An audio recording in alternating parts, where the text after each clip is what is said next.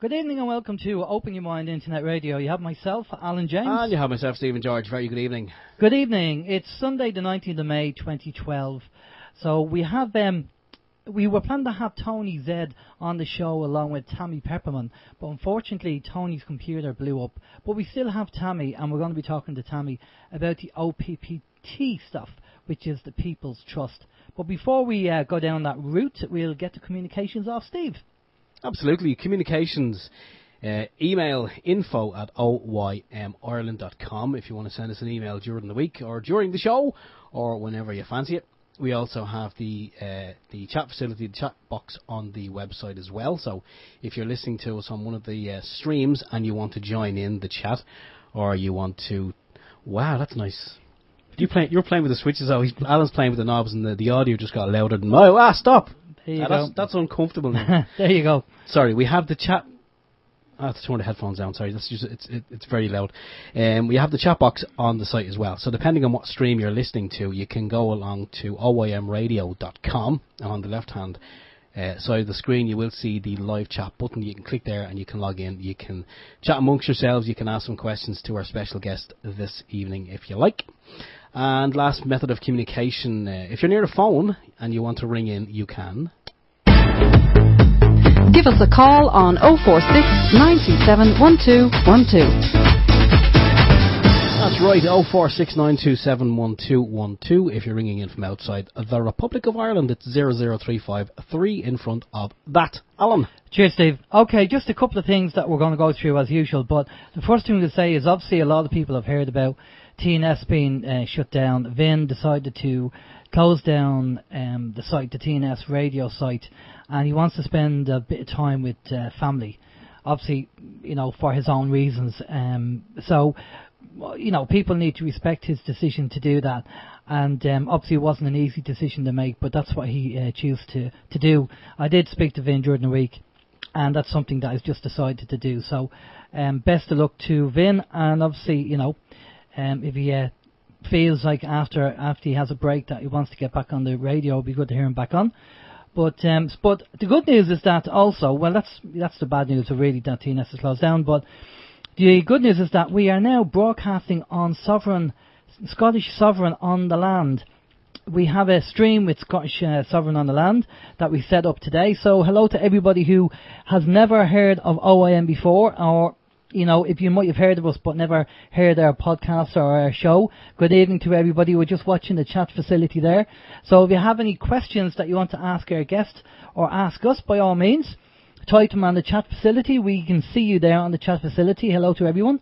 And we also have our own chat facility there on OYM. Good evening to people there on the chat facility. As I say, the guest that we're going to have on tonight will be Tami Pepperman, and we're going to be talking about the People's Trust and probably a few other things as well. So we look forward to doing that. But for the time being, we go over to Steve. He's going to tell us about the OYM seminar. Yes, I suppose I should do that. Before I do that, I want to just also echo Alan's sentiments as well. TNS is a loss. We've been involved with TNS for a while. A couple of years actually, and it is a loss, but maybe out of the ashes something new may grow. We just have to wait and see, but the very best wishes to Vin and his family at this time. And moving on, the potholes got fixed as well. I was driving up this evening and I didn't have to swerve all over the road, so the potholes were filled in, so that's a bonus. Well done to the county council on that one. But they will be coming up in a few days. The old tractors be out and they be... Well, they put them down, but they have to take them up again because whatever they fill them in with, they generally... my personal opinion is that they fill in the potholes here in County Meath where we are, and then there's potholes in County Louth, for argument's sake, and the people in Louth start complaining, so they leave ours filled in for a couple of weeks, and then eventually they'll come one night and about midnight, 1 a.m. They'll take all the filling out of potholes. They fill the potholes in County Louth, and then we'll start whinging again. So, do you think they're creating employment for themselves? Yes, they are. They are keeping themselves in the job. Yeah, I think so. Make work day. I don't know. Anyway, as regarding the seminar, we are holding a free seminar. That's free. It's going to be in the Headford Arms Hotel. That's in Kells in County Meath. It's on Monday, the 17th of June, from 8 p.m. to 10 p.m. Seating is limited, so you're going to have to arrive early, and we are not joking. The room only holds about 3 people, and that's going to be me and Alan. So there's one seat up for. Can I just say something about that? You know the way you get some people doing the marketing thing saying, there's not a lot of seats there, so get early. We're not joking. There isn't a lot of seats there, so do get early. Yeah. Do get there early. In all sincerity, we had a choice of 2 rooms. And we said, you know what, let's just kind of test the water here first. So we went for the smaller of the 2. We could have went for the larger room, but, you know, we could have been, you know, ended up with egg in our face. So we chose the smaller room. But, yeah, so get there early. That's 17th of June, Headford Arms Hotel, 8 p.m. to 10 p.m. There is plenty of parking in the town itself, in and around where the hotel is. I think you have to pay for parking up to 6 p.m. or 7 p.m. But this is going to be 8 p.m. So there'll be free parking. So no need to worry about pay and display. And there's also car parking in the hotel as well. We're not going to be charging for this event. As we say, it's free. It is absolutely completely free. We will, however, have a bucket if anyone, you know, turns up on the night and you feel like donating €1. It'll be used to cover the expenses of the room, because it is getting paid for out of our own pocket. And the guest speaker for the evening is going to be Mr. Walter Graham, a good friend here at OYM. He's going to be talking about the dangers of wireless technology and such related technology. And just as a little incentive, sorry, there is going to be buses from Dublin. Anyone who's coming from Dublin, there will be buses from Bus Éireann. They'll bring you straight to Kells. It'll be a nice scenic route, you know. What was I going to say? Yeah, as a little incentive, we're going to be giving out some free bumper stickers as well. So, you know, it'll be definitely worth it for that. Even if you don't stay for the talk, come for the sticker. And if you think that the Blue Peter badge was hard to get, you want to try and get your hands on an OYM sticker. Well, actually, no. If you want to get an OYM sticker, you can get $5 for a $5. Now you've gone and spoiled it. You mean it's on the shop? It is, yeah. It's on okay. the website. Right, okay. And just another announcement there. We mentioned it last week that Dr. Carol Rosen is having a seminar, a contact in the desert at Joshua Tree Retreat Centre on the 9th, 11th of August 2013, a weekend of exploration into ancient aliens, human origins, UFO sightings and the need to know. Watch the meteor shower through the clear desert sky featuring George Norrie. He's from Coast to Coast AM, isn't he? Stephen Greer, live stream, Graham Hancock, Jim Mars and more. For more information, visit contactinthedesert.net. Pop over there. It's a seminar that's going on. Steve, how's your week? Yeah, my week's been good. We've been checking out some of the usual kind of checking out some of the links and stuff that's going around, monitoring Facebook, you know, and so on and so forth. Just want to mention about Attack the Tax. They're still travelling around the country educating people in relation to this property tax, because ministers, I can't think of the lady's name. I know her surname is Feehilly, or I think it's pronounced Feely, but it's spelled kind of Feehilly. Can't think of the lady's first name, but she's been on the media, on the news, also on the printed media as well, and she's kind of threatening people, saying we will take this property tax, we are cold dead hands, type of thing. So Attack the Tax, they do have a list of meetings on their website, but some, you know, it's getting added on a daily basis. They have added several new meetings, and it's well worth checking out and getting along to one of the meetings if you can. Same scenario. It's free. They'll accept donations at the door just to cover the price of hiring out the room, and it's definitely well worthwhile. And kind of following on from that, there is information on the internet.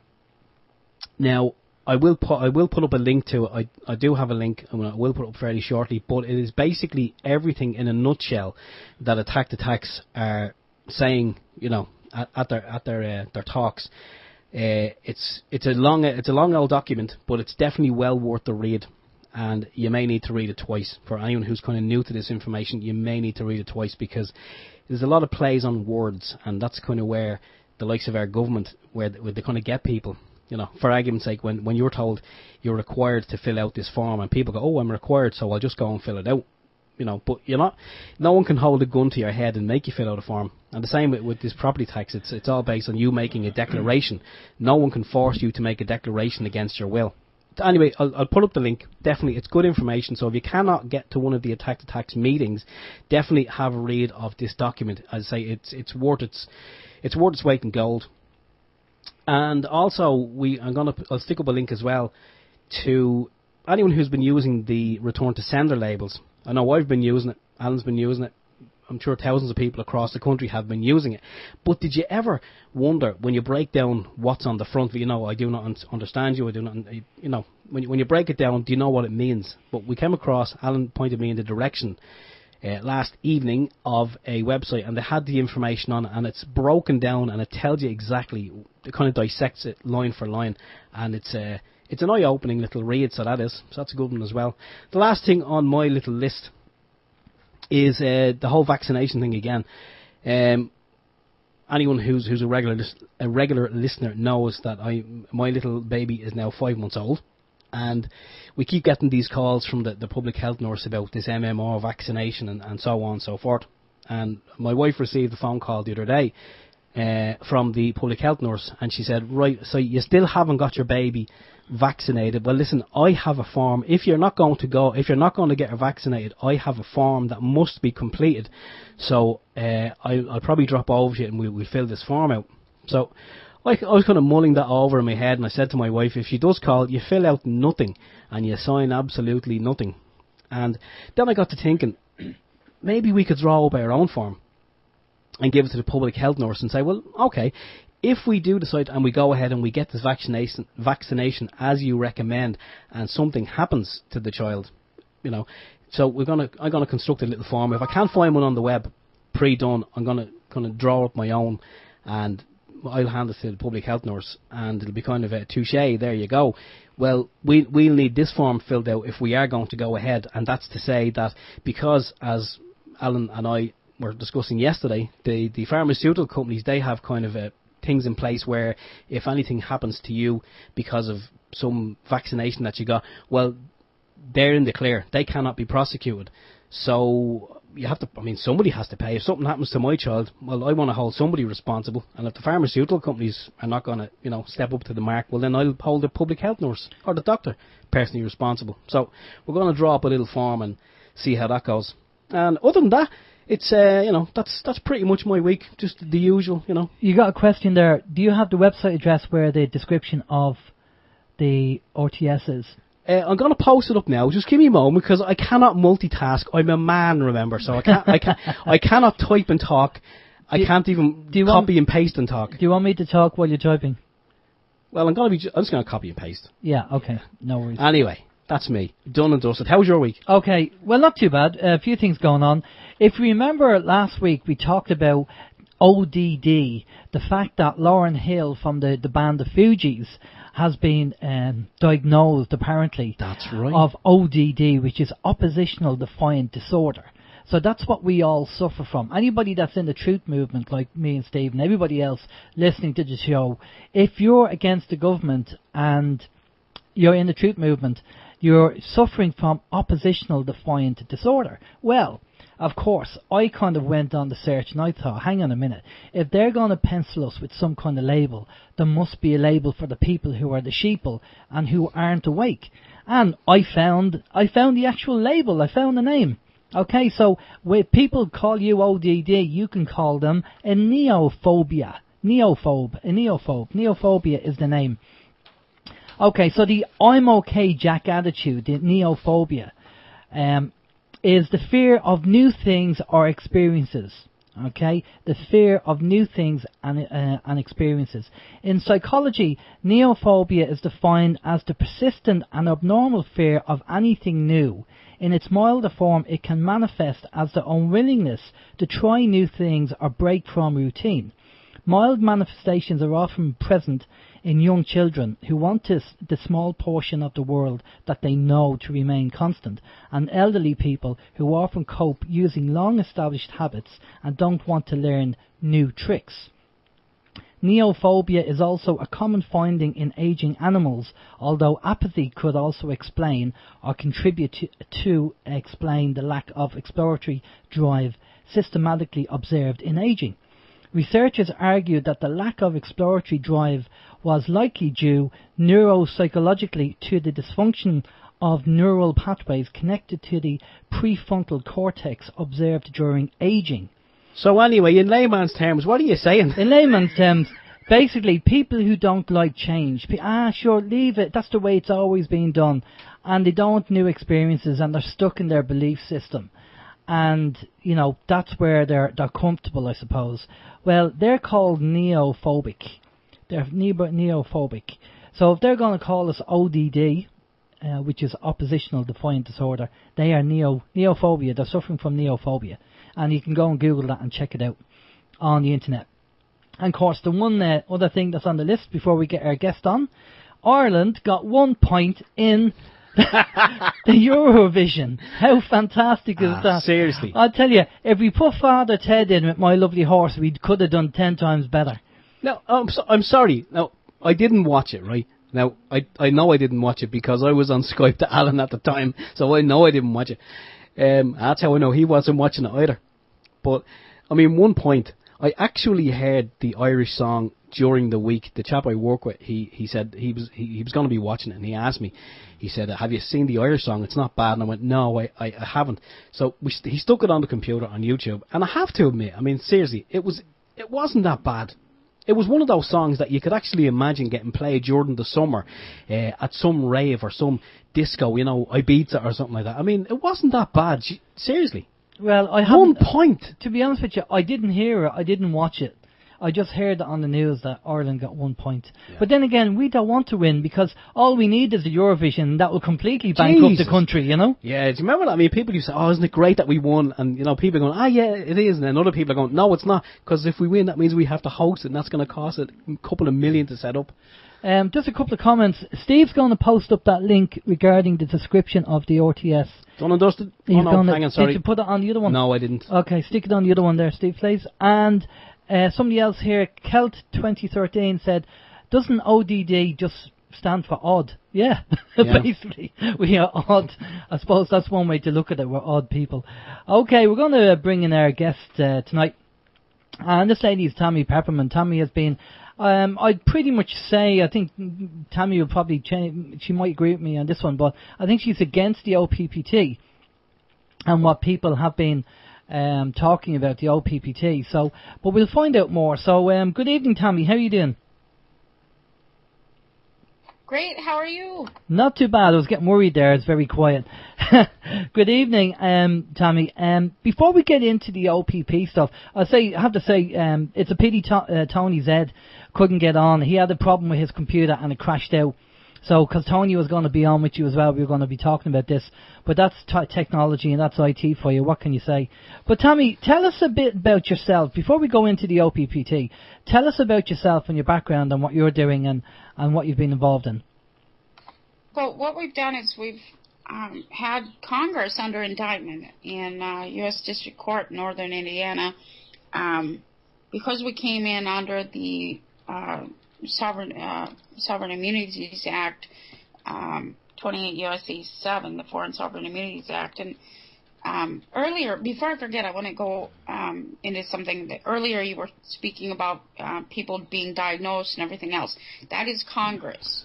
And when Congress came in with the Nuremberg trials, they took over Ireland, the whole government of Ireland. Even though you have what looks like a government, that is Congress from, quote, the United States of America. They created themselves. They've taken over everything. They are the New World Order as of the Atlantic Charter in 1941. Well, then you come through, and they took over Ireland in 45 through the Nuremberg trials and all of that fiasco. Now, the reason everybody's being diagnosed is that they're generating revenue by diagnosis through the International Classification of Diseases and Disorders, through the WHO, World Health Organization. And so when everybody's diagnosed, they're raking in the money. You guys run into for prescriptions. You guys run into the doctor's office, everything else, and the television allows you to diagnose yourself now with depression, anxiety, everything else. But most people are just they're suffering from what is known as depression, but not as you know it. You are being pressed down upon. Yeah. Depress. That word means to press down upon. And so you've got this tyrannical government function, and they're pressing down upon you, and you're reacting to that. Instead of living in the depression, get out of it. Indict Congress. Indict Congress. Well, and that's what we've done. Okay. Well, tell us a bit about you, Tommy, your background and what you've been involved in. Well, everything.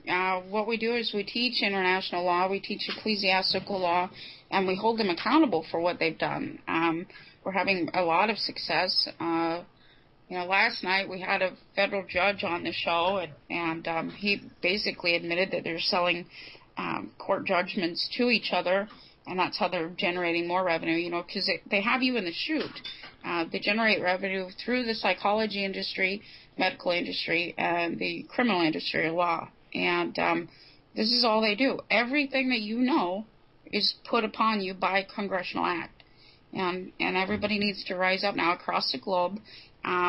This Northern District of Indiana case, USDC case, we took it in as the United States. And that includes everybody across the globe. The United States is the United States of being. And that's what Jesus was trying to teach us, years and years ago. He was teaching us, I am. You're just I am. Well, I am is the United States of being. And you need to walk accordingly. You are Jesus. Jesus in Latin means your earth. Okay. And let's look into the OPPT. Now, this all started with Heather. Now, I forget Heather's last name, Tucci something. It's a good old Irish name, I think. But Heather came out, and she was talking about the OPPT, and this was a universal trust law, and that governments and corporate companies and banks and everything have been declared foreclosed because of what she did, and she put her house up as collateral to test this system. And this is as far as I know about what the OPPT. Now, you had to download a letter which you filled out or you changed, and you sent it in to whoever you wanted to send it into, like banks or your government or whatever, and to foreclose on them. Now, I've been seeing there is a Facebook group called OPPT Opt-in, or OPPT In, and they're asking everybody to opt in, and I couldn't really understand, why do you have to opt in? Why do you have to jump in? All these people saying, I've joined into this OPPT. I have not yet, no, I'm not saying there isn't, but I have not yet seen any results as of yet regarding OPPT. Nobody is saying, oh, I did this and this is the result, and now I have my mortgage, I don't have a mortgage anymore, or, the government's being foreclosed on. I haven't really heard anything. So can you kind of give us a heads up? Can you go into more detail about the OPPT? Absolutely. She's an attorney. Attorneys have an oath to the bar. They don't have an oath to you. They're not a citizen. Even though she gives her bar card back to whoever, she can throw it in the garbage or whatever, but in order to come back away from the bar, she has to take an oath somewhere else. That's what expatriation is. If you patriate or call something else your father, you need to expatriate from that and patriate into something else, and she's never done that. When she claims to be one of the people, you are not one of the people. The 14th Amendment describes a person as a corporation. She is putting that trust in the same thing that Congress did. And so that it doesn't go anywhere. She can't foreclose on the United States Incorporated because it's all held already in a holding corporation. That's what bankruptcy forced them into. That's what they forced you into. Now, each and every time you go in for a birth certificate, you become a franchise of the United States Incorporated. You are the thing they're holding in the holding corporations under receivership. When you go into court and you see the CR number next to your case number, that means corporate receivables. You are being used to generate revenue into these holding corporations, into this as a stock option. Well, we're familiar with the whole strawman thing and the body corporate. And when you register a baby, you're actually registering as a body corporate. And that generates revenue, except you don't get the revenue. And so we're familiar with the kind of whole straw man thing and the two people, the human being, flesh and blood, and the straw man for their system. So this is what you're referring to, yeah? Right, except for it goes deeper than most people even realize. That stock option backs all of the other stock. The United States Incorporated is like Walmart, Sam's, Aurora Medicine, everything under corporate receivership. These are held in corporate holding corporations. And what you're doing is you back that stock. You hedge the bet on that stock. And it's not only the birth certificate. The birth certificate is only the stock option. When you go before that, the birth record is a manufacturer's statement of origin. It has your height, weight, and your circumference of the head, which is capit. That is what capitalism is. Capitalism is generating revenue off of you. Capit. Capit means head. Right, okay. And so they're generating... So when they say, and this is just kind of my understanding, you know, a couple of years ago we had the Irish government selling $2 billion worth of bonds, and we've been told that bonds are short for bondage, which means that it's our future earnings. Well, and it's you. When they enter into agreement with each other, Congress takes out a whole bunch of debt, a whole bunch of loans, and what they do is they make treaties in between whoever they have loans with. That treaty sells you, the human being, to offset their debt. Each and every treaty, they're selling you, the human being, to offset their debt. And so, for example, if you're accepting mail in the dead name, you get mail every day, right, from the post office? That's right, yeah. Okay, the 1794 Treaty of Amity, Commerce, and Navigation that they entered into says that every time you accept mail or assume the fiction, which is the last name, you're being held as a felon.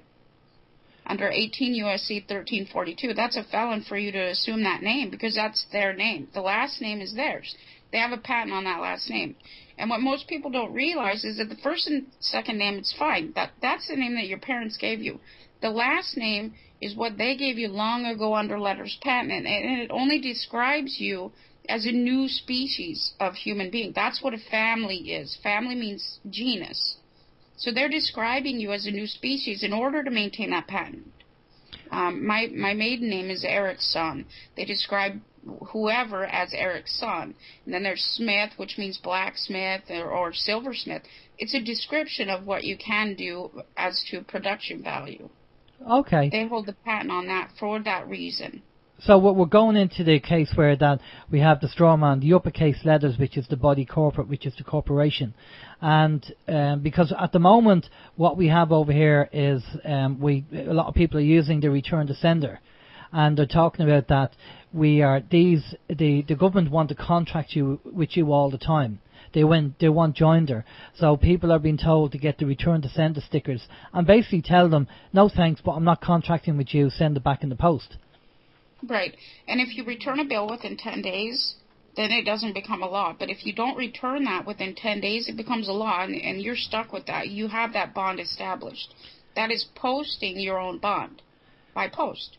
But they so obviously our courts over here, obviously sometimes ignore that, and they still go ahead, and they would, like, say for example, just for argument's sake, somebody decides to do return to sender on their TV license, because we have TV licenses over here in Ireland, which is ridiculous. So they do the return to sender, but yet, so the people are reported.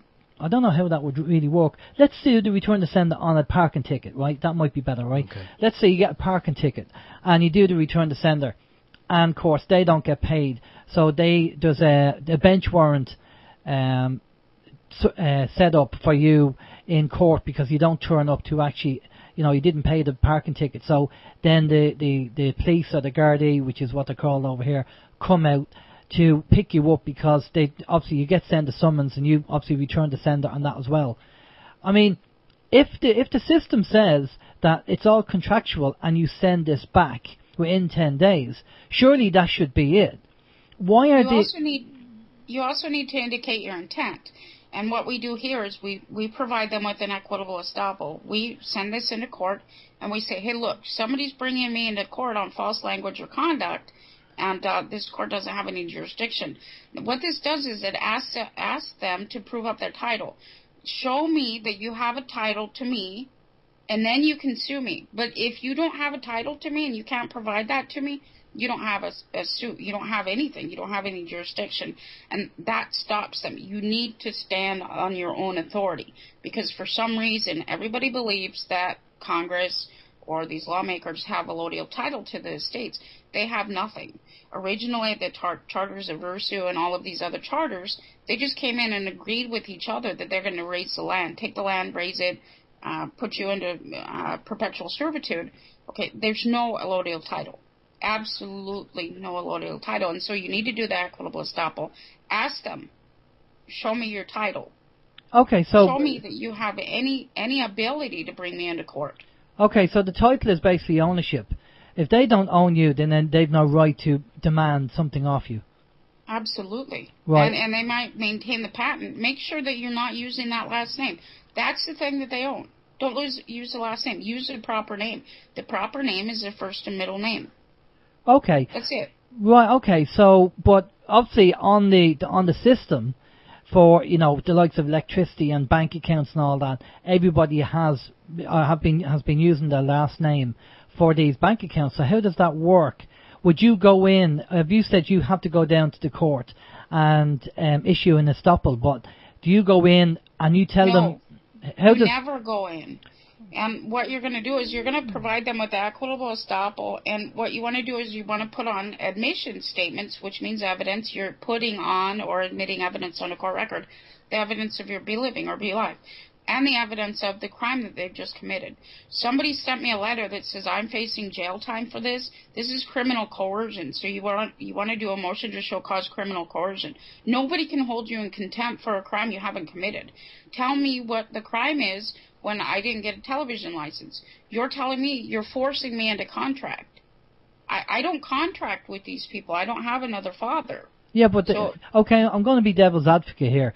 Right, parking ticket, that's apparently in the law as a statute. That's a criminal. No, statutes are statements of compulsion. So you'd want to do an equitable estoppel by election. When they give you an election or a choice of two options, which is not a choice, either you show up to court or you'll be arrested, that is not a choice. That's criminal coercion, number one. Number two, that's under the doctrine of election. Now, under the doctrine of election, you can get a right or a benefit, but you're never going to get both. So you go in with an equitable estoppel by election, and say, hey, look, you have given me the option of two inconsistent alternatives. However, here's the third. Fuck you. I'm sorry, but that's what you do. Here's the third, and I'm not your property. So here's the option that I'm taking outside of criminal coercion. Okay, so Tommy, take us through from the start, because for people who are not familiar with this, so what happens is they end up getting a parking ticket, okay? So they're looking at this paperwork and it says you have to pay this fine in 28 days or it's going to go up to X amount of money. So take us through it from there. Well, it starts out with criminal coercion, first of all. Second of all, this is fraud upon the court. Third of all, this is criminal contempt of court, because the ability of the court to function has been impeded now. Now, when they're doing these things, all it is thuggery. It's piracy. Now, when you go back to all of these treaties on how Congress got global governance, you will find that every action they've ever done is unlawful on its face. And so as you're going through this, and you think that there's all these laws and statutes, statute means statement of compulsion. That already keeps you in criminal coercion. Okay? It's charging you with something just in case. And just in case is a mechanism to condition you to be more politically correct. These are conditioning mechanisms. It's like Pavlovian theory. So you have this dog, and you ring a bell and it salivates, right? Yeah. Well, it's the same thing. You have you, and if you smack you get a letter in the mail. That's like a smack on your face. You need to show up to court or you're going to be arrested or whatever else. This is Pavlovian theory. So when you believe that they actually have authority, you're being engineered to be more politically correct, which means you're good for politics. It doesn't mean you're good for humanity. It means you're really beneficial to politics.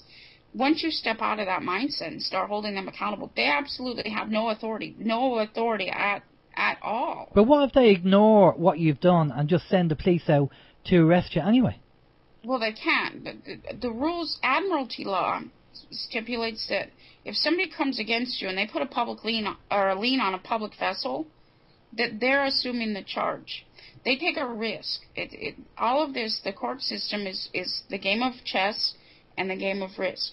And when somebody comes up against you, they always take that risk, because controversy, treasure trove means something found and you just pick it up and now it's yours and you're the winner. Okay, so that's what's happening. According to the law of infants and the Cesar K. Vi, you're lost at sea. This is the sea of commerce. Okay, so you don't know who you are. You've been claiming to be a citizen. You've been claiming to be an individual. You say you're a male. You say you're a female, mom, dad, whatever. You've got all these titles, but you don't know who you are. You don't know your authority, so they're subjugating you. Okay, once you realize your authority, you're like, oh my gosh, this is so simple. You know, they have absolutely no authority. They don't have a legal right to anything. They have nothing. And so when you come up against them and ask them to prove up their title that they own you, what do they respond with? Well, nothing. They have no response. Okay? All of this is operating on the doctrines of parens patriae, or the ability of the state to parent.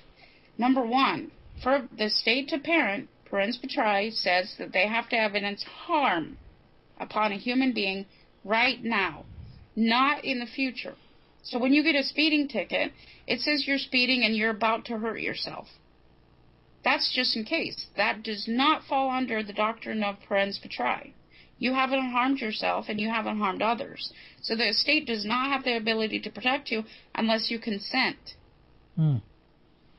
You have to consent to that authority, right? You have to assume that they have authority in order for them to do what they're doing. But we've had situations where people have said that to the police. I'm saying the police because the Gardaí, but the police, so you know who we're referring to. And they've said, you know, no consent, we do not consent. And the police obviously don't understand all this, and they just think, right, okay, let's take him in, put him in cuffs. Right. And you need to teach them. In my process, what you're doing is you're notifying them that they're actually perpetrating crimes. Now, cops are privateers. They're business licensed privateers. And what their function is they go out and they capture vessels, bring them in front of an admiralty court for condemnation and sale. That's what's happening. You're in front of the trustee judge there. He's protecting you to death. He's your trustee. The minute you appear in front of him, you're asking him to help you with something, right? Yeah. He's protecting you to death. And so you need to notify the local law enforcement, hey, that you're a privateer. If you want to still contract with me, because you're a business licensed privateer, if you want to still contract with me, here's my fee schedule. And our fee schedule, you don't give it to them when you're at a stop. You mail it to them beforehand. You let them all know that they're privateers. You're fully aware that they're privateers. And if they want to continue to contract with you, here's your fee schedule. And on our fee schedule, it costs them $33 billion to contract with me. I haven't been stopped. But isn't they that, don't want to contract with me. But isn't that a bit mad, 32 billion? I mean, 5,000... No, that's what they're generating in revenue. Each estate, the reason they're picking you up, the reason they're doing this, the reason they're after you with psychology, medical industry, criminal industry, is because your estate is worth $33 billion on the open market. Wow. So when you find them or you offer them a contract that they can pay $33 billion to pick you up, it's not very, very beneficial to them, is it? No. And is it cost effective? Well, not to them. I mean, this is all corporate structure. This is all regarding corporations. You're the product of a corporation. The bottom line is money. And so you want to find them or give them the opportunity to contract with you up to the same amount that they generate off of your back if they actually picked you up on the street or went after you and tried to kill you through the medical industry or psychological industry or tried to criminalize you through false allegations or whatever they're going to do. Or like Steve was talking about earlier about the baby. They want him to get immunizations. Well, that's the medical industry. So these immunizations are going to make the baby really sick. Well, then you go back to the doctor and the doctor will make it better. But this is a constant, perpetual process to generate revenue off of your back. Don't let them touch your baby. Don't register your baby. Don't give it to the state. Do not allow them to immunize it because it'll make your baby sick, especially if it's a male child. The mercury in these immunizations that they say is a preservative actually sterilizes the male. Throughout a period of time, mercury sterilizes the male. This is population control. Well, I'm going to pass it over to Steve, because I think Steve will probably want to ask you a few questions about that. This is great information, by the way, Tammy. I think it's very good. But I'm going to pass it over to Steve. Steve, you might want to ask her a few questions about that. Yes. No, we have a question that came in earlier on the Scottish chat, and it was from one of their listeners, and he said, "My son had a baby yesterday." Well, congratulations.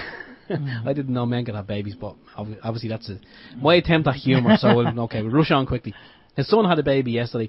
He's now seeking advice from his father as to whether he should register the baby, the birth. And he actually put this question about 5 minutes ago. I didn't really know you were going to go down that road so soon, Tammy. If he was Tammy's son, how would she advise him? But I think you've just done that. I mean, right, and you don't want to register him. Do not have your child circumcised. They pitch circumcision as a convenience. This is torture, and the whole action of the ability of the state to function and parent you is because somehow you have been subjugated. At birth, when a child is born, especially a male child, when they perpetrate male genital mutilation on a child, this traumatizes the child as it's looking up to an authority figure. This is the first separation of the spiritual and temporal with that child. That pain is excruciating. That pain is absolutely excruciating. And if you do not believe me, I have tons of videos on male circumcision. It takes a long time. Most parents don't hear the screams from that baby, but that hurts. That is male genital mutilation. Do not do it to your child. This is a means of controlling you throughout your life. When a baby is subjugated to something like that, the first instant they're on this planet, when they're outside the womb, this is trauma. This is how you're subjugated. Throughout time, you'll go through daycare, public school system, which is Hitler Youth. Get your kids out of public school. These are Hitler Youth camps. This is indoctrinating your children to align with the national program, to align with the state. Don't do this to your children. This is trauma. This is how you begin, or you learn to feel like you require a government. Well, because you've been traumatized. Lucky enough, we don't do that over here in Ireland and in Europe. I don't really think it goes on much. Not in public school. No, circumcision. Oh, it does actually. Does it? Yeah. I'm just cross my legs when she said that. Yeah, you and me both. No, it actually does go on here, because one of my neighbours about 6 weeks ago, the child was having problems. The child's only 7 years of age, but he was having problems going using the bathroom. So he went. Let's be honest about it. When I was growing up, there was my next door neighbour. He had a similar problem. He had problems going to the bathroom, and it was about foreskin being too tight. His mother was going to go down the road of circumcision, but it was that's the way the medical industry was saying, "Oh, this is what needs to be done." The mother mulled it over, and she decided no, she wasn't going to do it. Now, as far as I know, well, he would be the same age as me now. He's grown up. He's married. He's gone on to have a family. So I think everything is still working in that respect. But one of my neighbours there about 6 weeks ago, one of her little sons, he was having problems, and it was only after the fact that I heard it when my wife came to me and she says, "Oh, Mrs. X down the road, she's brought her son in for a circumcision." I asked her why, and then she told me, and I said, "Jesus Christ, that can't be right." Because I know as well, Tammy, from what you're saying and from what I've heard, it is a traumatic experience, and I don't want to see the video, so don't send them over. I don't want to see them, but I did see information whereby a certain amount of children had died undergoing circumcision, and because of there was I don't know again what religion this was, but it was done on religious grounds, and I think it was a rabbi whereby when the child would be circumcised, whatever blood was there, the rabbi had to remove that blood with his mouth, and seemingly the children were getting all sorts of diseases, and some of them have died. So yeah, I mean, I totally agree with what you've said. It's a horrendous thing, and I can't see in a civilized world why anybody would need to have that done, any of that mutilation. I'm not sure how we got to the OPPT and into circumcision. Neither am I. I'd like to kind of take a U-turn and head back if we can, because but we know what you're talking about on that side. But let's just kind of go back a bit, do a little bit of a U-turn, Tommy, and go back to the OPPT, because this is what we're kind of interested in to a certain extent. Steve has a couple of questions for you, don't you? Well, I do have a question. When we start talking about the OPPT, I do have a question in relation to that. But just what Tammy was saying there about the parking tickets and how to go down that road and your fee schedule and all. Well, one of our posters, Kelt is a long-time member of our forum, a long-time listener as well, and he said, "Look, guys, this is all theoretical legal stuff and is right." So he's saying it is right, but that is not how the legal system works in reality. The judges run the legal system, and obviously whatever you put to the judge depends on their integrity. But he said he's saying that you are right in what you're saying, but it could depend on the judge on the day. He may decide to not agree with what you're saying. Well, this what I've said before, Tommy. This might be right for the legal system and the way it should work, but in Ireland it's a different ball game. You just kind of whatever, and then they'll go ahead and they'll fine you or they'll lock you up. Well, and that's the thing that people need to realize immediately is that everybody's taught that there's judicial immunity. Okay, there's something that protects a judge. Yes, there is a judge. A judge can only see evidence and rule accordingly. What's happened under UCC, Uniform Commercial Code, is they've created a new, quote, judge, which is a trier of fact. A trier of fact is an attorney in a black dress. They are not a judge. That is not a court. It's a convention center. So you can indict the judge, quote, judge, because it's practicing law. Under judicial canon, a judge cannot practice law, period. That's what binds a judge. So if you have a dog is a dog. A horse is a horse. A house is a house. A car is a car. A judge is also a judge. A judge can only be a judge if it sees evidence and rules accordingly. If it represents a bank, or if it represents a state, or if it represents something, it is an attorney. It doesn't have judicial immunity.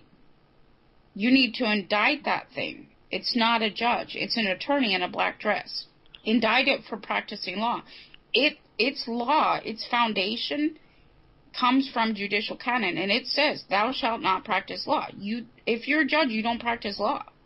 You only have judicial immunity if you're a judge. If you're an attorney, you don't have anything. You have nothing. And you will be held accountable.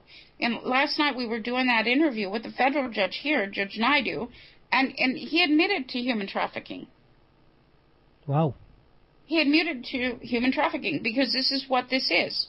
They're selling judgments. And when a judge is up on a bench, which is a bank, they're the banker. A judge is a bank. That is the bank. That's right. Well, it's all about money anyway, isn't it? Right. It's human trafficking. Yeah. When you get a speeding ticket, that's human trafficking. You have not harmed anybody. You have not harmed yourself. You're being transferred and made into a negotiable instrument. The court process is called negotiarum gestio. An attorney, under the law, is called negotiarum gestor. All it does is it gesticulates you between the judge and whatever monetary value they want. You are a negotiable instrument since the Negotiable Instrument Act. When you go in front of a court and you appear before the judge, that court, the bench, is bank. That means bank in French. You are actually depositing yourself in front of the bank. Yeah. As a special deposit. So at that time, a special deposit the only rule is it has to be returned the same condition it was when it appeared before the bank. So when you go into the bank and you appear before the court, you walk out of court as the same that you were. But in between, they've already created you into a negotiable instrument, a security, surety. You are always a surety. Only a natural person can be a surety. Okay, let's look at the evidence. Let's look at the proof. You said that you do this.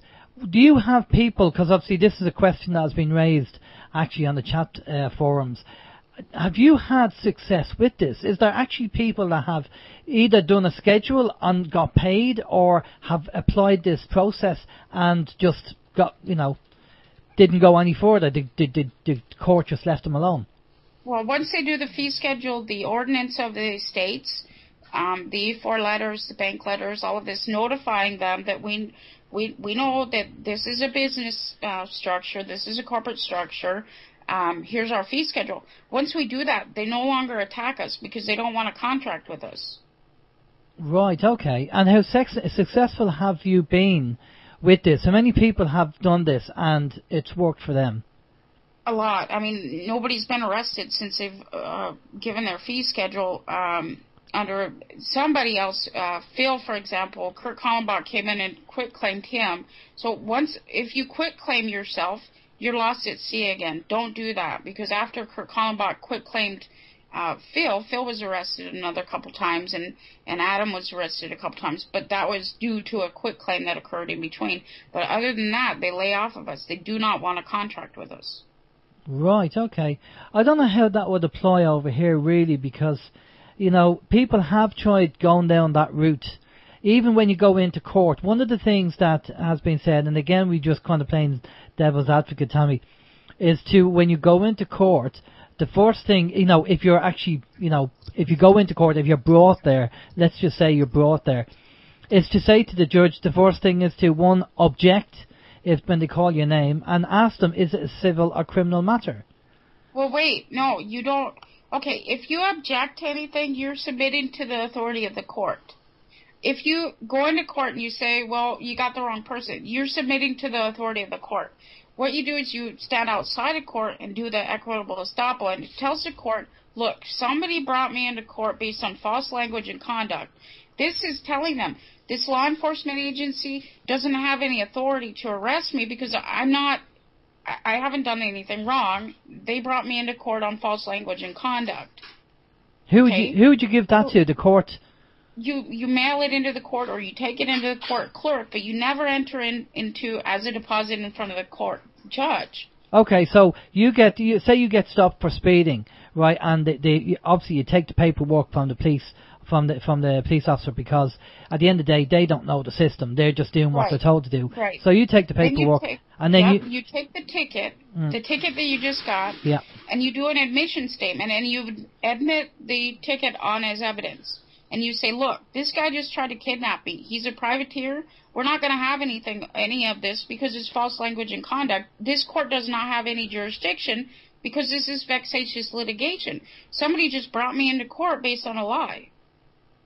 Well, no, you mean, so they didn't physically bring you into court, but they want you to go, because at the moment the ticket that they give you is only a notice, and they're asking for money. They're not saying you have to go to court. What they're saying is they're just demanding money, and it's a notice. Right, so you take them in on the equitable estoppel, and you say, look, somebody's harassing me. They just gave me a ticket. This is piracy. They're threatening to take me hostage if I don't pay my bail. Bail stems from ballism. That is the action of piracy. These are pirates. Okay, and that's interesting because a lot, one of the systems that people have used over here is again the return to sender. Is to say that they're obviously, when they send you out, say you get a speeding ticket and they send you out the notice, they want to contract with you.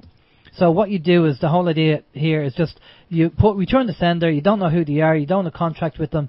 You've no international treaty with them, and you send it back to them. And basically, it's an offer of contract, and you're just saying, no, I don't want to actually contract with you. Right, but you need to follow through. Instead of sending it back to them, take it into the court, into the clerk, and you put that on evidence. That ticket that you got, it's a threat. It's criminal coercion, and it's action of piracy. So you put that on evidence. Put it on evidence. That's the crime that they just committed. You put that on evidence in court process, and then you file the equitable estoppel, and you say, look, this is their false language and false conduct. This is fraud upon the court. Somebody just tried to steal me unlawfully. And would they not be saying? I don't care what your statute says. Okay, so statute is not law. It's a corporate policy. Right. Okay. Because this is the difference between the legal and lawful. Yeah, absolutely. And obviously the common law versus statute law, legalese.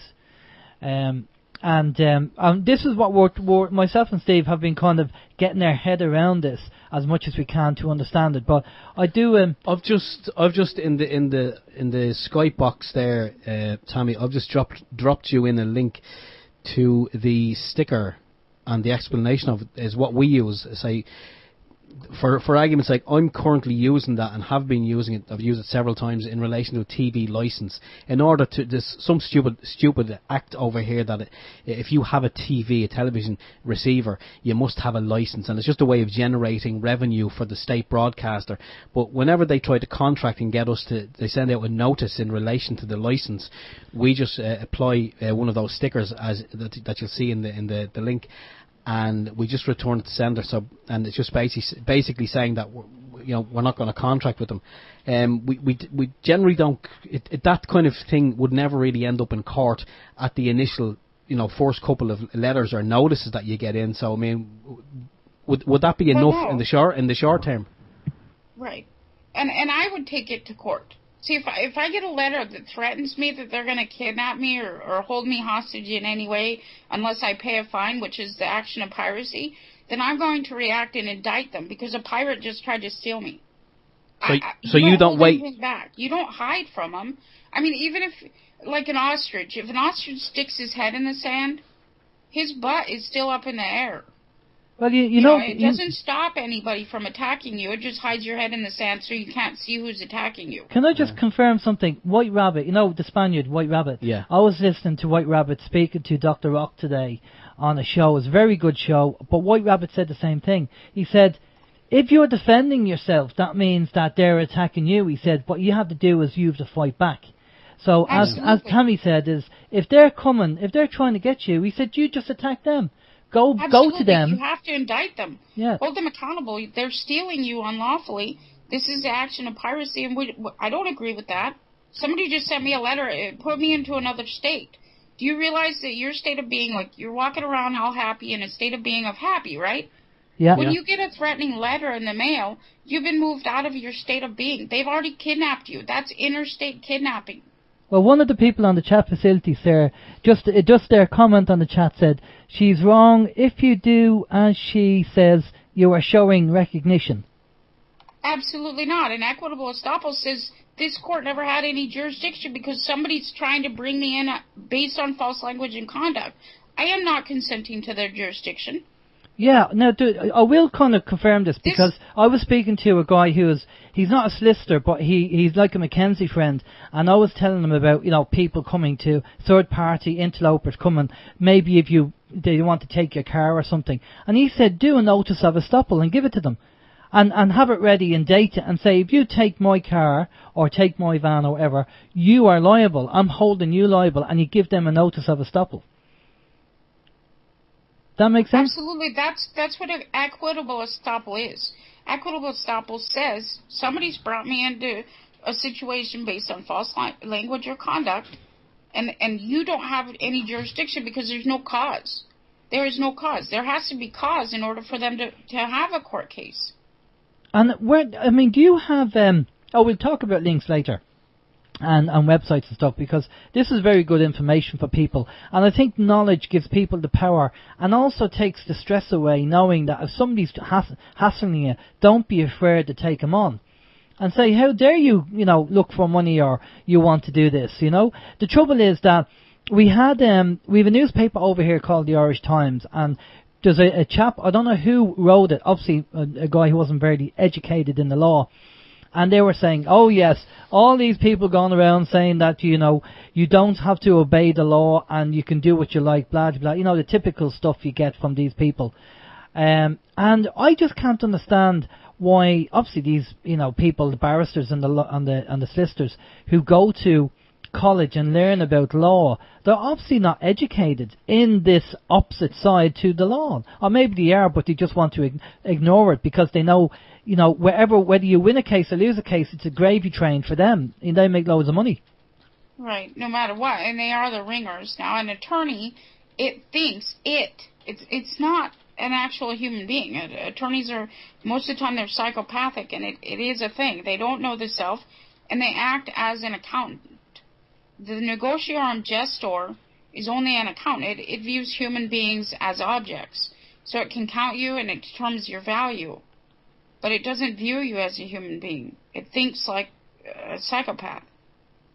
Okay, so talking about the OPPT, what's the situation? Now, when I heard Heather talking about, she was talking about the OPPT, and then she happened to drop in the conversation, oh yeah, and we had a meeting with the Rockefellers, and as soon as I heard that, I thought, right, that's me. That's blown up for me. The fact that she's actually going to have a talk with these people, for obvious reasons. But again, I have seen no evidence of people saying, I've done the OPPT, I've done the courtesy notice, sent it in, and this is the result, and I'm a happy camper. I haven't seen anybody on Facebook or social media or contacting us saying, yes, I've done this. So why is everybody jumping on board this OPPT when there seems to be a lack of evidence that it works? Well, she's selling them the law merchant again, and that's what happened originally. Congress came in and they offered this great schematic, and people just went with it. Now the law merchant, first, before the law merchant can exist, it has to steal something from you. And so all of these actions of Congress, they're actually stealing something from you in the action of piracy. So it works on ism play, ISM. Okay, so what happens is, if the market conditions are that the male holds the majority of the wealth, Congress is going to implicate feminism against you. And what this does is it steals your rights as a male so that you get to buy them back from the law merchant through court process. So you and I, you're a male, I'm a female. If you and I were married and we had 3 kids, we go into court. Feminism dictates that I have presumed full custody of the children. This already steals your rights as a father so that you can buy them back by court process. This is what piracy is. Now, if the market conditions were that females hold the majority of the wealth, you'll see masculinism implicated. If Zion holds the majority of the wealth, you see Islamism. If Islam holds the majority of the wealth, you will see Zionism. If Christianity, if Christian folks have the majority of the wealth, you're going to see implicated Judaism. If you see the Jews have the majority of the wealth, you're going to see implicated Christianity or Catholicism. Okay? These are all political tools to redistribute you and your assets by taking away your rights, first off, through legal action, so that they can sell them back to you through legal process. God, that's nice of them, isn't it? We have a few questions for you, Tommy. Over to Steve. Well, I've got one so far. Okay. But it's a good one.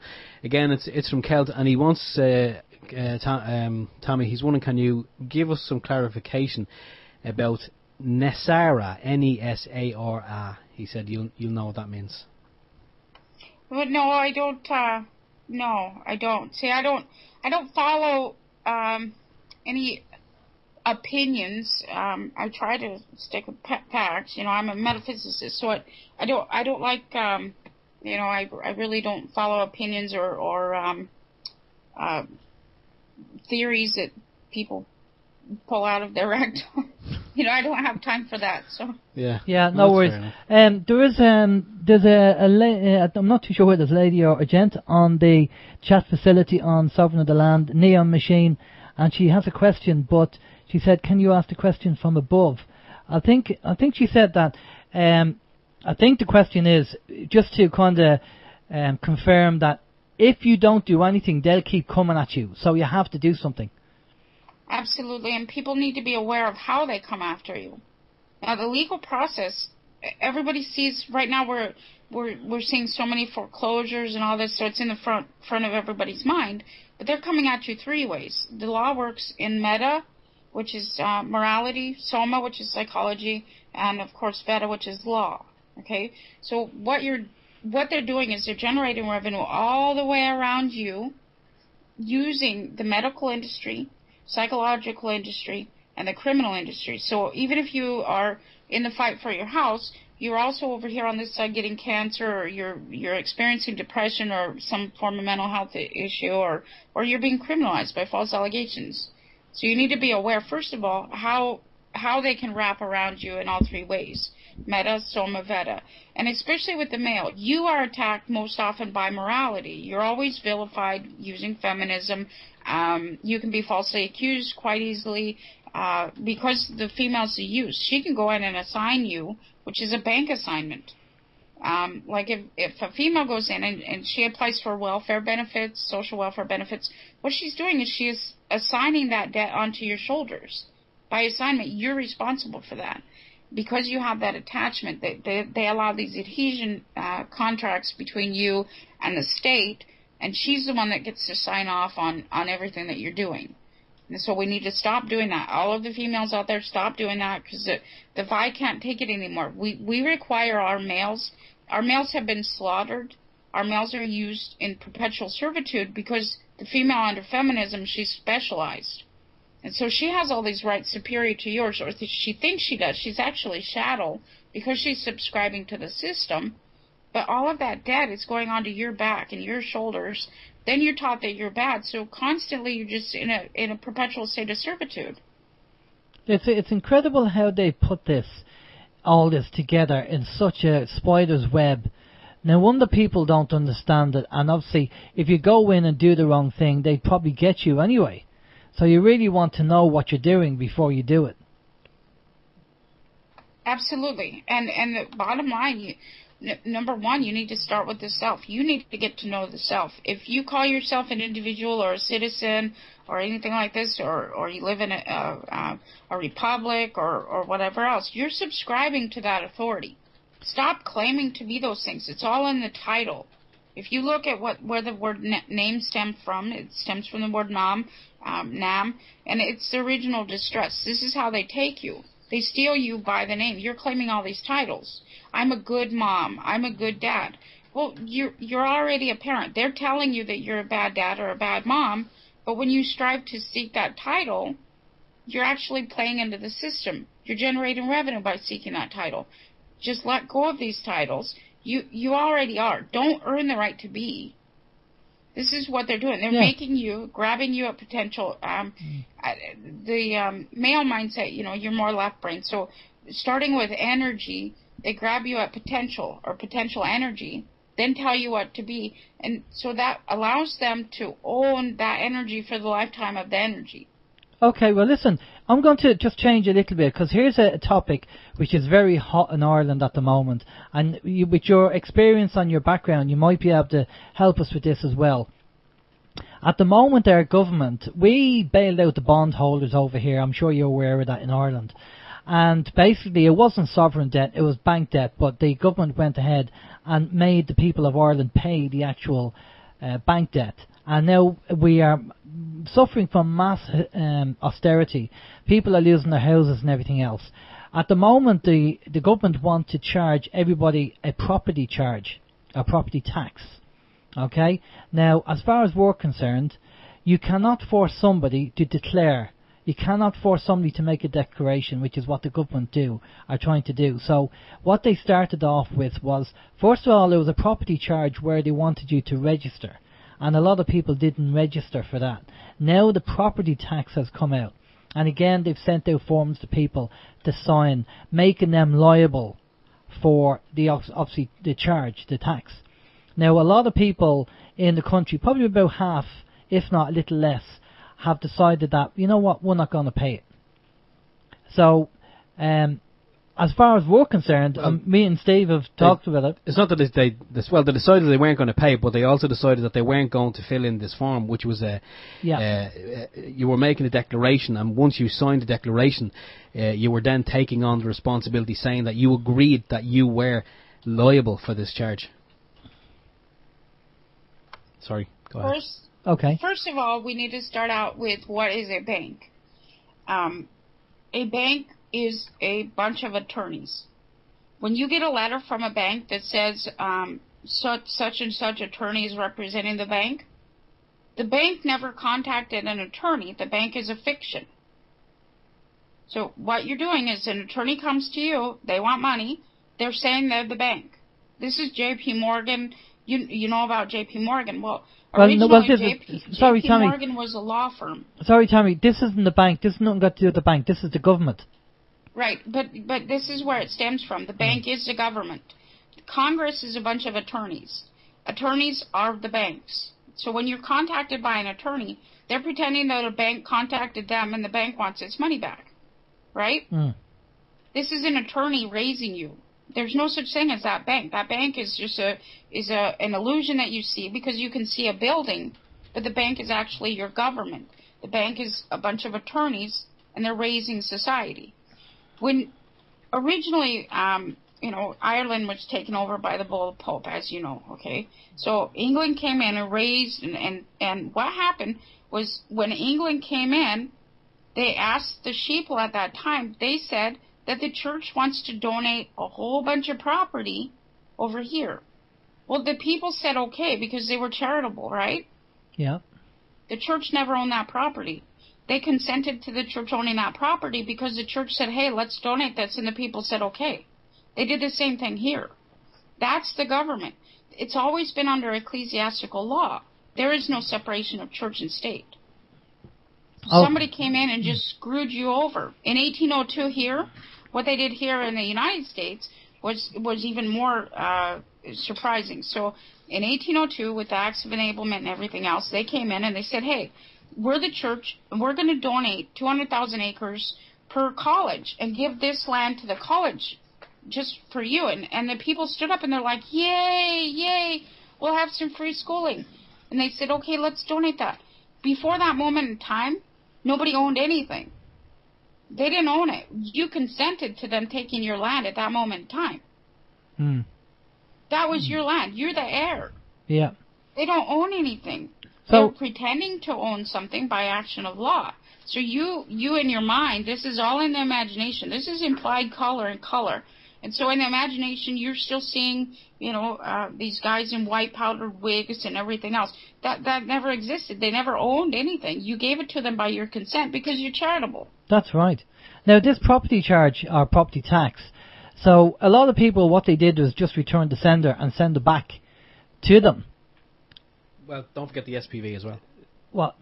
Like the people who did send back the return to sender, they joined up with the SPV. Oh, yeah. That are bringing it to court. Basically, Tommy, does a attack the tax group who are taking on the government, and what they've done is they've set up a PLC company, and then everybody becomes a shareholder of this company for €2. So if you're a shareholder, then you have an interest in the court case which they're bringing against the Irish government.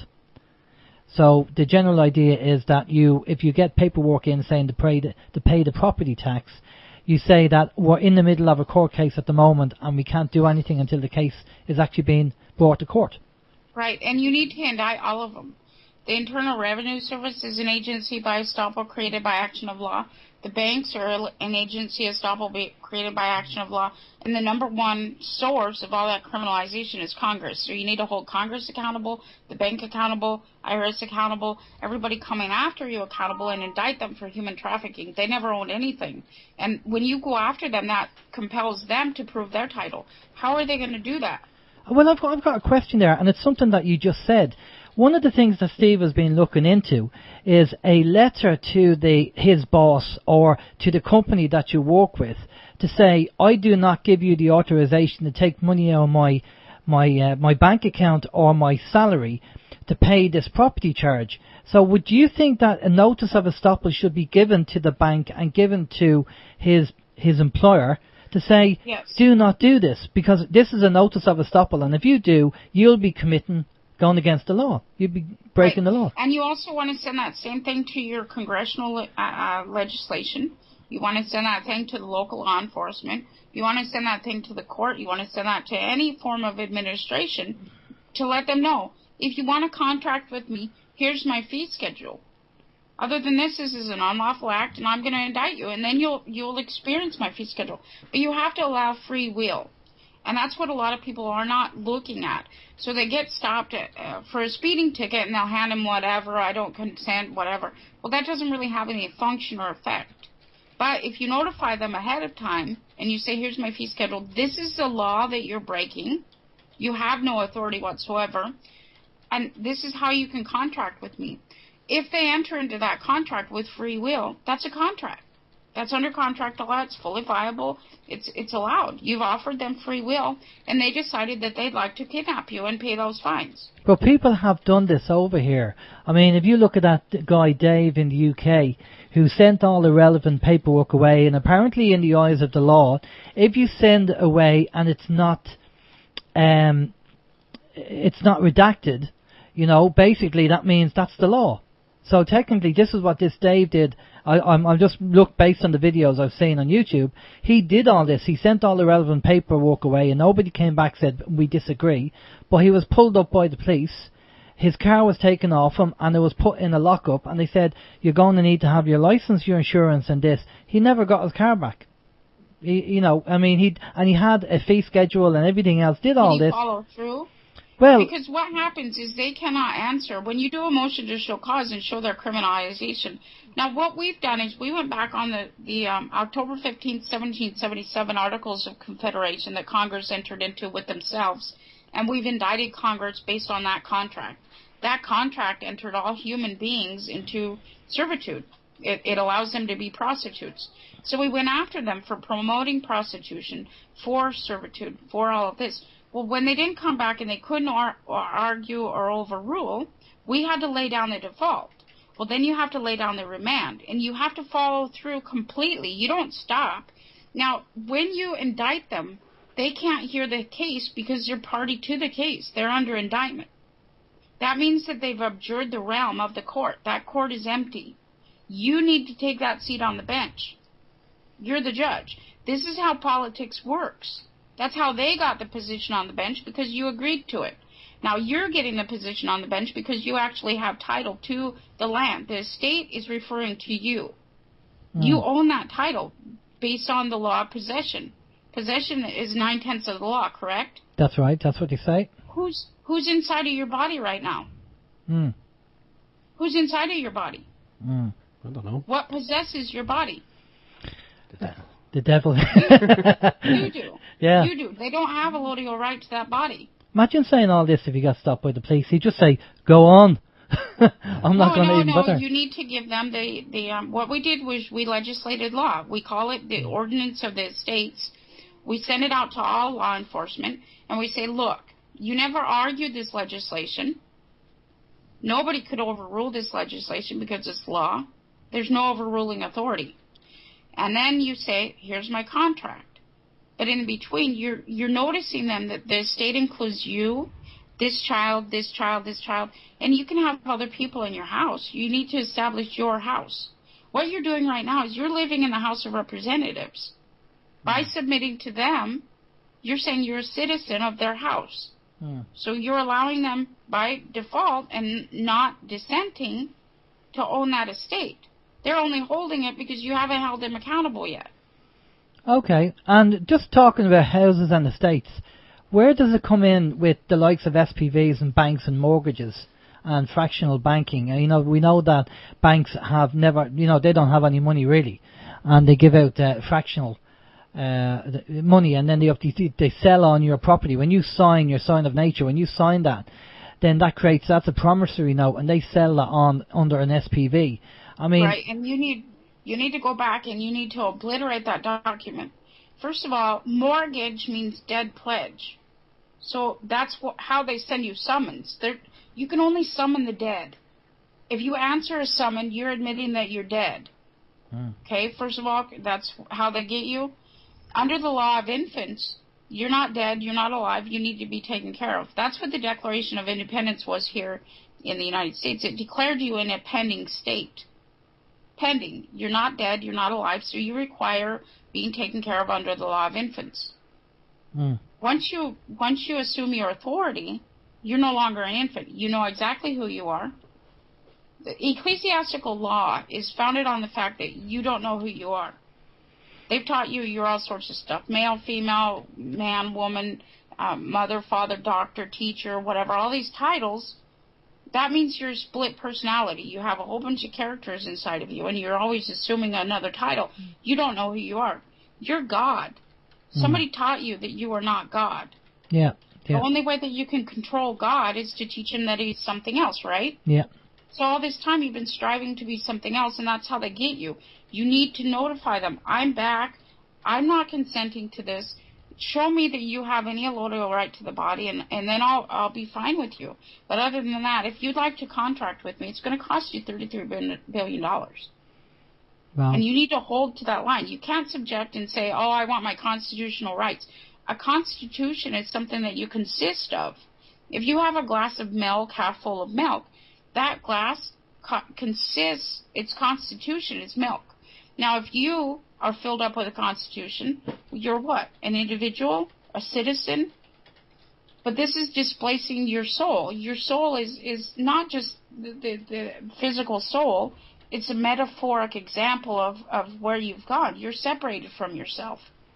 Well, the one thing that happens over here, and obviously it's happened in the States, is that there is an awful lot of evictions going on. And what happens is, even under our Constitution, where people, these people turn up, the sheriff turns up to evict people. And technically, based on what you're saying, is they don't have any rights to do that whatsoever. Who are they? But but the trouble is that they just ignore everything we say a lot of the time. You're going under constitutional theory. If you subscribe and you say, I want my rights, you're entering into the doctrine of election. You're electing them as your government. You can't go in there and ask for your rights. You have to go in there and ask them, what right do you have? You show me that you have a allodial title. You never go in there and claim constitutional theory. You never go in there and claim statute. In 1832, Andrew Jackson, the president of the United States at that time, said it was unlawful for you to argue statute and legislation. You're going to be held in contempt. So they nailed you again during the court process, and they're holding you in contempt for not admitting evidence onto the court record. Since 1938, the attorney work product doctrine stemming from stare decisis, case law common law, which is communism, has taken all the evidence off a court record. So you're always in an administrative court. Always in administrative court. That thing is a convention center because it's only filled up with attorneys. Well, you need to go all the way back. Stop claiming constitutional theory. Stop claiming statute and indict them. They're the ones. Make them the ones that are adhering to statute. So when you start indicting them, first of all, what happens? You send out a summons, right? Well, when you say indict, are you talking about suing them? You have to indict them by the evidence. These court cases, when you have any kind of court case, especially a probate case or a family law case, those are illegal on their faces. So you take the court record that a judge has never, ever seen. A judge has never seen anything in your court record because none of it is evidence. There's exhibits on there. Exhibit means it's an example. There's testimony on there. There's whatever's on there, but there's no evidence. Evidence can only be admitted using an admission statement. There's no evidence. So you don't have a judge there. A judge can only view evidence and rule accordingly. If there's exhibits and examples and all this crap on there, you're asking an attorney to determine your fate. You have to compel a judge to be there. And then if there's no judge, then you indict the attorney in the black dress. The court is not functioning at this time. It is always criminal contempt of court because they're maintaining it under administrative capacity. They're not maintaining courts under judicial canon. A judge has to be bound by judicial canon. If there's no judge there, you're up in the air. You have to stop consenting to these things. I'd love you to come over here and then give this system a go and maybe shake it up. We have Tony, I believe, that's just come on. Tony Z. Tony, are you there? Yeah, I'm here, Alan. Oh, there you are. You managed to get the PC up and running then, yeah? Absolutely. I've had loads and loads of grief with it recently, and, it's just sod's law, just when you're trying to get on it, I've been on it all day today, not an issue, but the second I tried to connect, bang, there you go. Yeah, I know the feeling. Well, we have about a good 20 minutes or so, 25 minutes left. So we're just again talking to Tommy about bits and pieces, Tony. As you I don't know whether you've been listening in there. Very, very interesting information. I'd love Tommy to come over here and apply all that over here with the courts, because I think you'll be shocked, Tommy, to see what actually goes on. Because I think in a number of cases, from what we've heard anyway, a lot of stuff is just ignored. They just don't want. They just, you might go in and go. But it's not, and that's where you need to find your authority. When they ignore something, they're not able to do anything with it because it can't be overruled. At that time, they've adjourned the realm. The judge left. Everybody took off out of the courthouse. And you need to take that position. You are the judge. If you go back to 1 Corinthians 6, Jesus tells you you are the judge. You can only fornicate by giving your body to something else. You can only fornicate by giving your body to a landlord. That means you're subjecting yourself to their law. That's your landlord, and they own you. That's what fornication means. You can only fornicate by giving your body over to that landlord. Stop doing that. You're the authority. When you go into court and you're arguing these things, standing outside of the court, and they can't do anything with it, or it looks like they're ignoring it, they're not able to touch it because they can't argue the truth. You need to step in there and be the judge. You need to lay down the default judgment. Then you need to lay down the remand. And who you're dealing with in actuality is the clerk. You're not dealing with the judge because there's not a judge there. But obviously what you're saying is don't even go into court. Just do the paperwork and put it in, and that will, chances are it'll just go away. Absolutely. And I sent you all of the links to my audios. There's like 19 hours of audios for the original contracts, where it stems from, how to get out of this, what you need to do, how to establish your house. All of that is in those audios, and then my paperwork is in there as well, and those Dropbox links that I sent through to you. And everything's lined out, and then we also have classes, and this is what our show's about. We have our show, you had mentioned that it's okay for me to advertise it. It's called Leaving the Farm, PFARM, and we're located on Revolution Radio at freedomslips.com every Saturday night, 6 to 8 p.m., and we talk about this all the time. This is what we teach. This is what we do. And I'm not just using what gets me with Heather Tucci. She's using guinea pigs for her little project there. She's establishing the same thing that Congress established years ago. She's allowing perpetual servitude by maintaining that you should claim yourself as a natural person. A natural person is only a surety. You are the surety bond. That is what attorneys are purchasing. You are the surety. You back that thing. So when your government went into failure and they sold these bonds or whatever, they sold you. You need to indict them for human trafficking. And that's what we're doing here. You have to indict them for human trafficking. Okay. But all of everything is located in those links.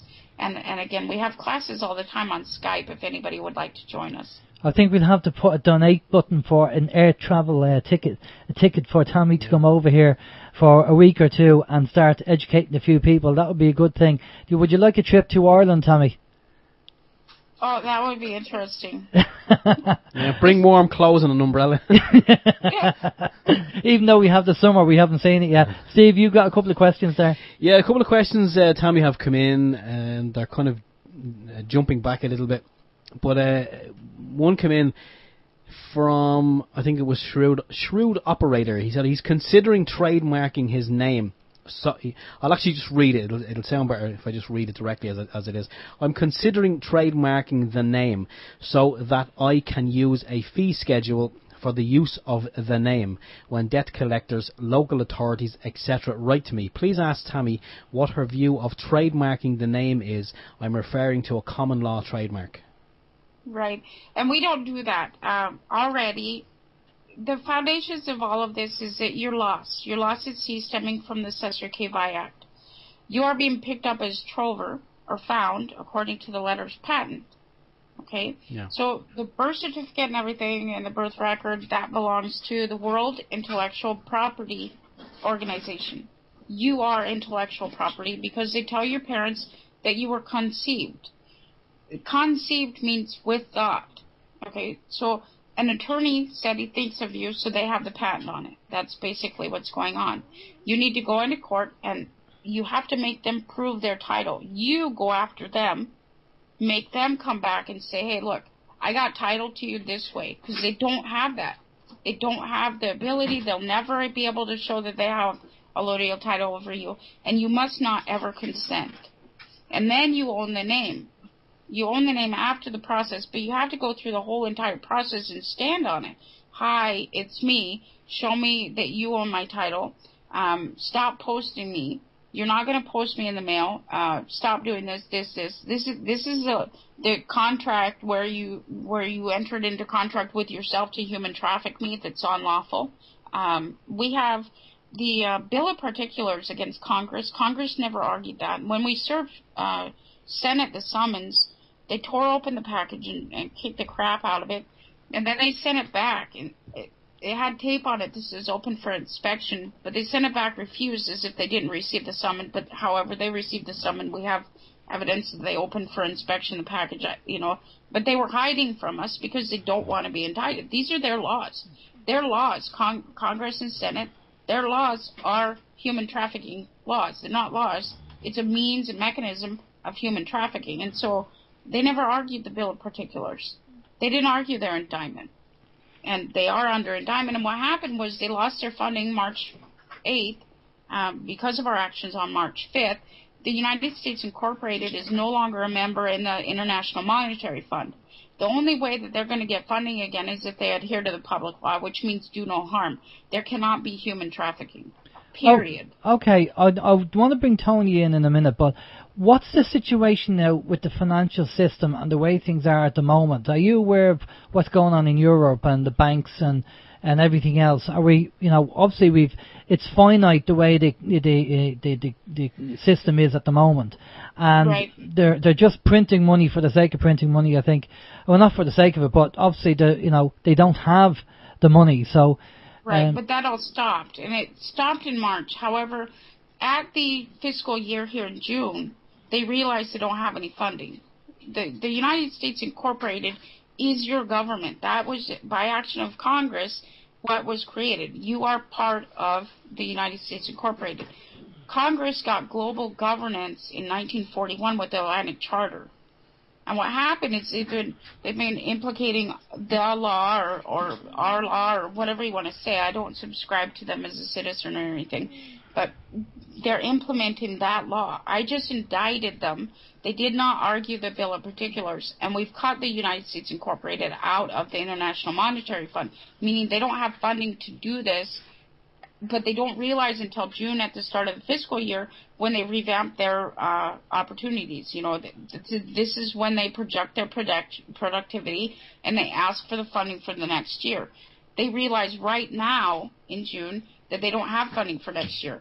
The only way that they can get that back is to adhere to the public law, and that means they cannot harm a human being, and they have to put, what we did was we indemnified them and put them back into their bankruptcy, right? So what they've done with us through human trafficking is that stock option, which is us at our birth certificates, they're displacing their bankrupt status and telling us we're bankrupt and holding us for their debt, offsetting their debt by using us, by court process, medicine, whatever else. And so we turn this around. We did the remand, which puts the United States Incorporated all into the holding corporation and takes the human being out. Okay, and what's the benefit for us? Everything. You are the United States of being as well.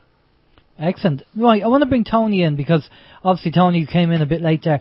Tony, I don't know how much you've been listening, but what's your take on this and what's happening over in the UK with people applying these kind of processes? Right, okay, my take is I'm in line with Tami, basically, but it goes a lot deeper than on the surface. In other words, what's happened, as we said before, everything has been constructed so that we're actually in fraud.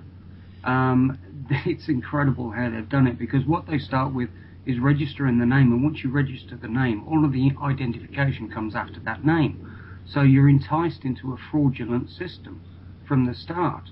And this is what Kate's referred to on many occasions. It's all about the fraud. Everything is in the mirror. But that, and it goes a heck of a lot deeper than that. The same MO, or the same model, is applied in every other system, which is what Tami was talking about earlier. It's implied everywhere. The financial system, the monetary system, the monetary system, political system, it's everywhere.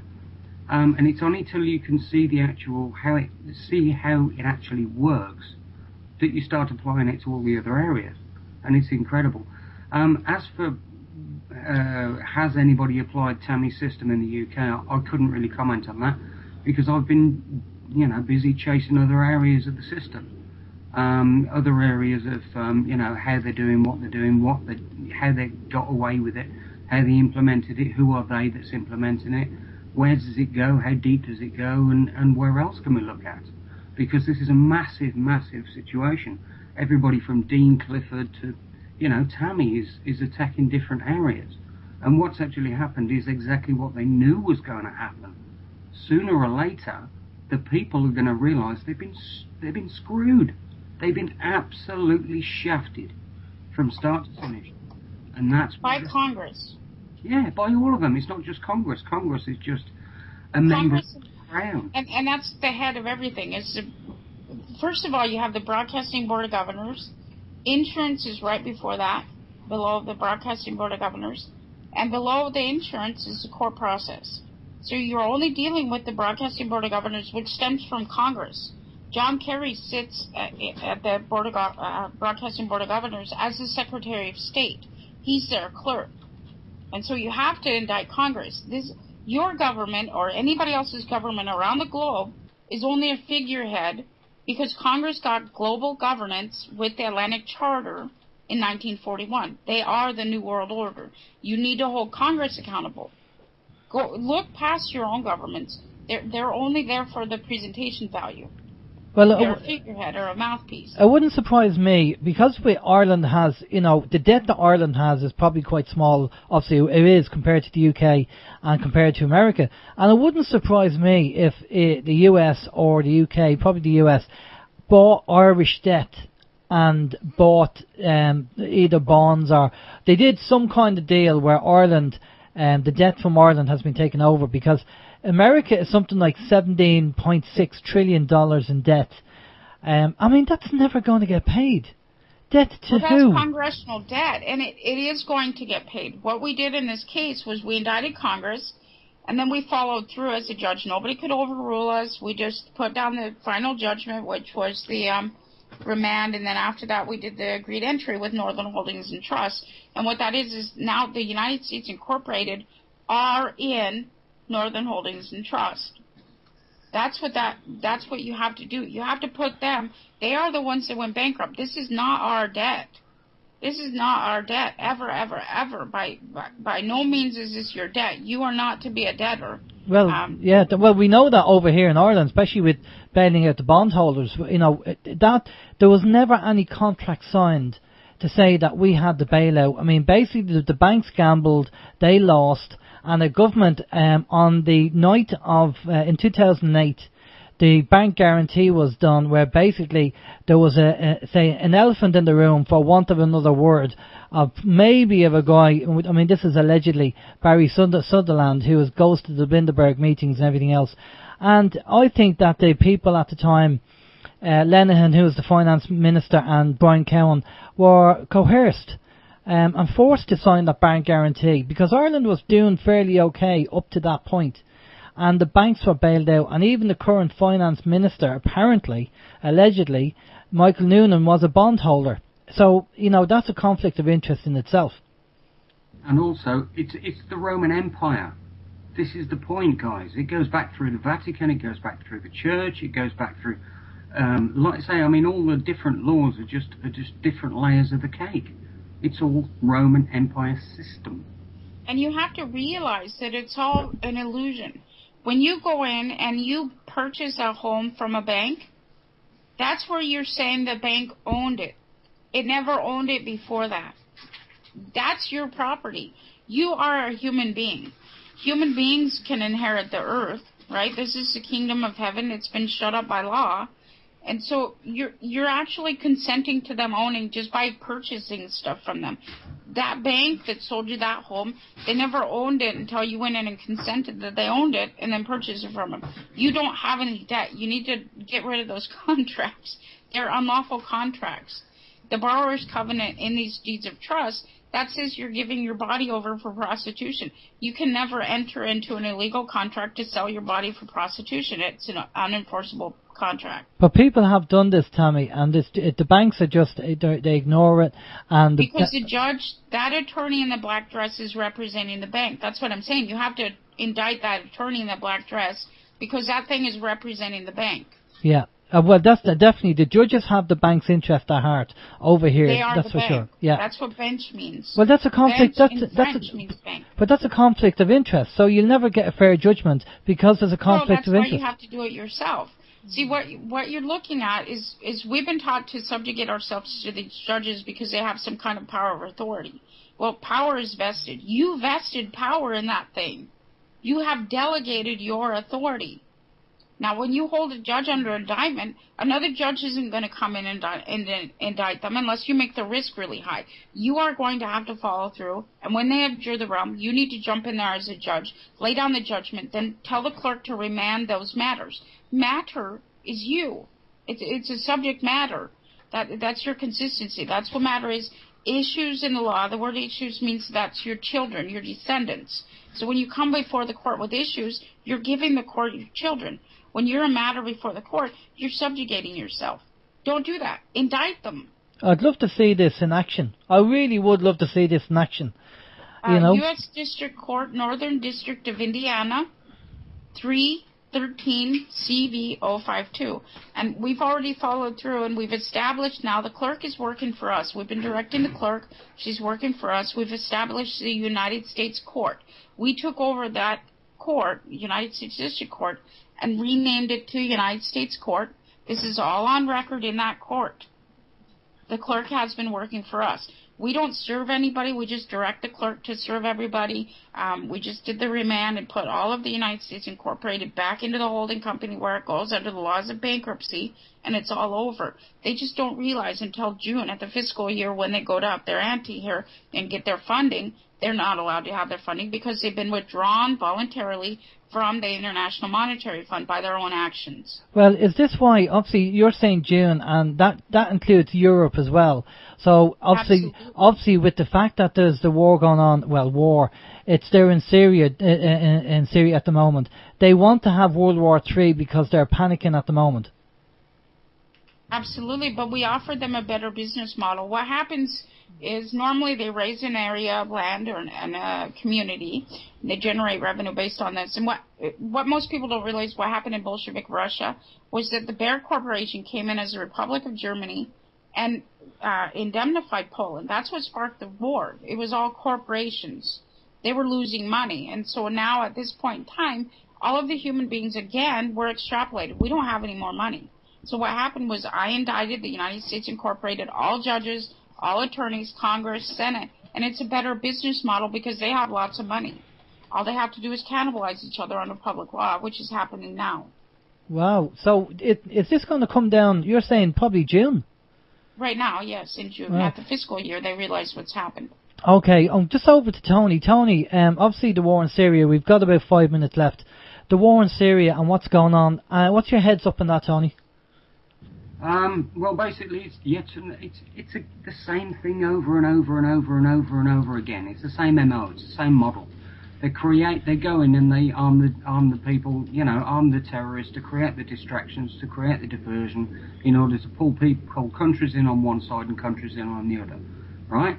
The same thing. At the top of the governments of all the countries, of all the world, they're lying to you. They've been lying to you all your life, and they're going to carry on lying to you until you start to realise what the hell's going on.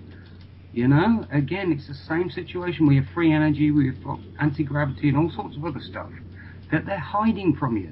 And they're desperate, absolutely desperate to confuse and create wars and create distractions and put, stars in their eyes on TV and all these other things to distract you. And, the truth is here. The truth is what Tammy's talking about. The truth is what we're talking about. Yeah. All that crap you're going to see on TV is all distraction. All of it. Yeah, well, we know that. I mean, that's the whole idea of TV, television, and programs as they're programming you. So I think more and more people are beginning to wake up. Just a quick message off track for Tammy. We got an email in from one of our listeners, and he says that I love this lady, will she marry me? There you go. So, but that's good. Well, listen, this has been great information, Tami. I think and Tony, I think you're going to have to come on again, because it's such a vast subject that's to cover. And myself and Steve, well, I'm going to speak for myself anyway. I'm kind of still learning this stuff, and I really need to kind of break it down and see it in chunks. But obviously, it'd be brilliant to see it working. And somebody on the chat facility, Crown Copyright, said, get Guy Taylor on.